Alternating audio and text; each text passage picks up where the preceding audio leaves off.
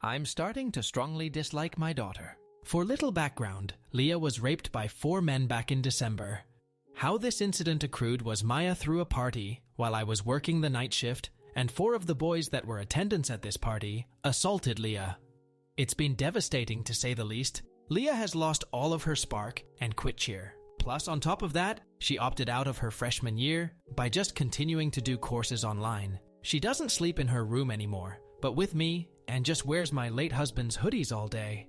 And I feel so helpless as a mother because I don't know how I can help her. Throughout the investigation, a lot of things came out regarding Maya's part in this.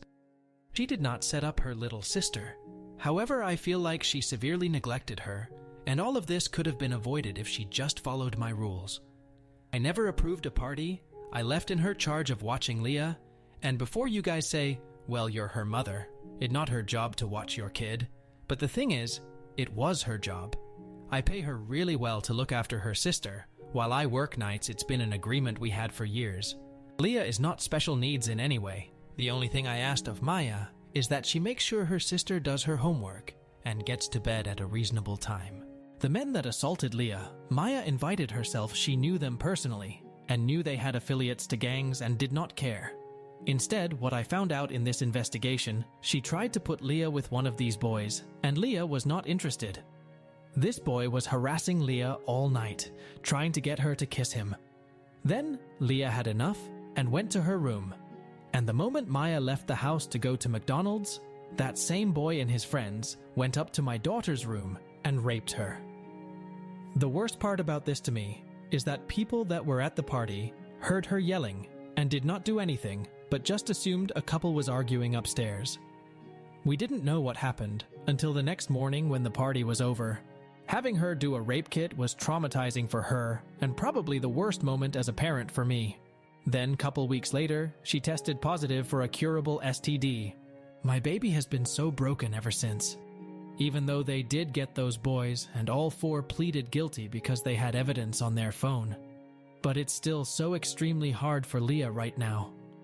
Maya, on the other hand, has been remorseful, and Leah has no animosity towards her and doesn't blame her, still loves her sister. But I don't know why for me, I'm so angry at Maya, and I've been really trying to forgive her, but I can't as of now. I can't even look at her without not wanting to lash out. Her prom is next weekend, and I honestly couldn't care less. She tries to have conversations with me, but it's hard for me to show any interest in them. I don't hate my daughter. I still love her, but I just have strong dislike for her right now. I've been reading self-help books trying to learn how to address this properly. I feel like I can't open up to anyone about this in life. I guess this may be cry for help as a mother. Edit. Thank you for all the feedback. The most repetitive question I'm seeing is if Maya still watches Leah. The answer is hell no. I don't trust her anymore, and it might take years to get it back. I'm on a leave of absence currently. Also, Leah is not therapy as of right now. She expressed to me she's not ready for that. I think after the sentencing she might be open to it. Maya is also in therapy, but skips a lot of appointments. And I'm in therapy too, and it's been helping me remain calm throughout this situation and not want to lash out at Maya. But the number one advice that I'm seeing in here that I'm strongly considering is sending Maya to my parents' house for a while and get some space from her. Sorry, quick second edit. For the ones asking if Maya is in a gang, to my knowledge she isn't. The most I have ever caught her doing was smoking some pot and vaping. I also don't want to think Maya would ever intentionally set up her sister to be brutally assaulted. So, I'm leaning towards Maya genuinely was being plain neglectful that night. Also, I feel like it would have came up in the investigation if she intentionally set up Leah. Also, the boy Maya was trying to set Leah up with was 17 at the time. He's 18 now, and the other 3 were grown men. Update 1. To put it quite simply, Maya was arrested the night of Leah's attack. She was charged with felony child endangerment and 2 misdemeanors. The judge was very nice to her and made her pay a $2,000 fine, 60 hours of community service, and 3 years probation. Plus, I took her car, but after this update, I maybe should have given her a harsher punishment. But back to the update. TLDR at the bottom. On Thursday afternoon, me and Maya got into a fight. The dispute happened because Leah came to me virtually upset and on the verge of tears because 5 people messaged her that day, expressing condolences about her attack. Leah has been very clear. She doesn't want anyone that she knows to know that she was the victim of the attack. Upon further investigation, it turns out Maya told a group chat of 27 people that Leah was the victim. Leah vocalized to me how humiliated she feels and that she can't ever go back to school next year. I of course then go confront Maya about it. She kept saying I was overacting and that Leah was being dramatic. I tried to reason with her to see how she hurt her sister, and she did not see the issue. She stopped me off mid-lecture from me and said, "Jesus Christ, Mom, you need to let her deal with this shit." Instead of always rushing to her defense, Leah is not different from other women in the world that deal with rape. At least they don't make it their entire personality like she does. Also, she's fine. I literally overheard her talk to a boy on the phone last night. It just clicked for me at that moment that she was not actually remorseful at all, and that I just witnessed her mask slip. I just responded with "pack your shit up," and that she will be staying with my parents until I allow her back. That's exactly what she did. But the next morning, I got a text from Maya to meet her at her therapist appointment that was later that day. Looking back, I wish I had never gone because her therapist majority of the visit only saw her POV. But at the start of the appointment, it opened up with Maya apologizing and explaining her thought process of why she told her friends, and it was because she was venting.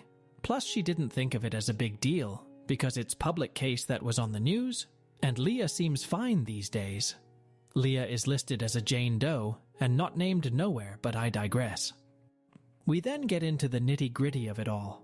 Maya then tells me, in front of the therapist, that she feels emotionally neglected by me, and that I never seemed to care about her trauma when it came to the situation, which is for her, is having to stay in jail for a weekend and losing one of her friends, which is one of Leah's literal rapist. I wish I can say I'm joking, but I'm dead serious. We were talking about that for the first 30 minutes.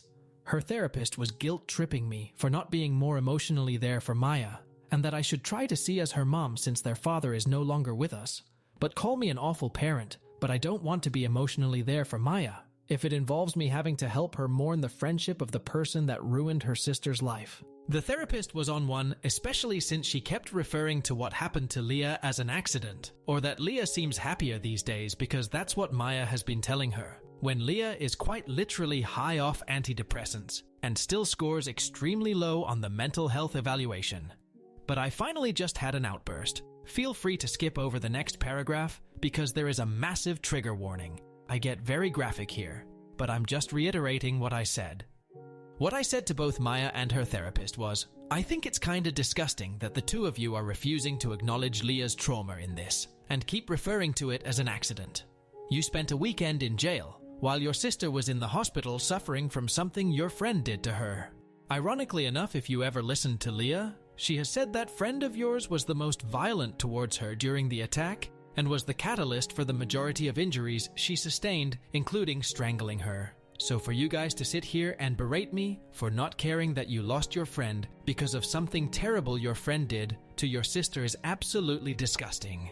My biggest regret right now is helping you obtain a lawyer. I should have let you rot in that cell and let you figure it out yourself.